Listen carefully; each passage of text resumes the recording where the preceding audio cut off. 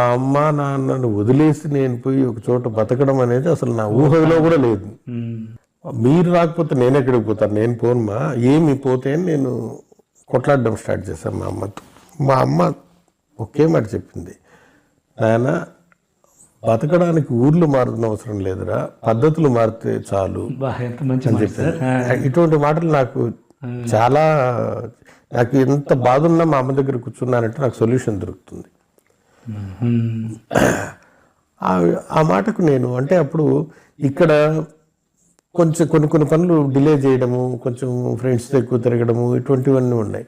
So అవును, అటువంటి తగ్గించుకొని మనం చేస్తే మనం ఎంత కాంపిటీషన్ ఉన్నా మనం చేయాల్సిన పని కరెక్ట్గా చేస్తే మనకు వస్తుంది కదా అని ఇంకా మా అమ్మ నాన్న వాళ్ళు ఇక్కడి నుంచి రామన్నారు కాబట్టి నేను హైదరాబాద్ పోయేది కూడా వదిలేశాను. ఇట్లా వాళ్ళు జీవితం అంతా త్యాగాలతోనే మమ్మల్ని పెంచారు.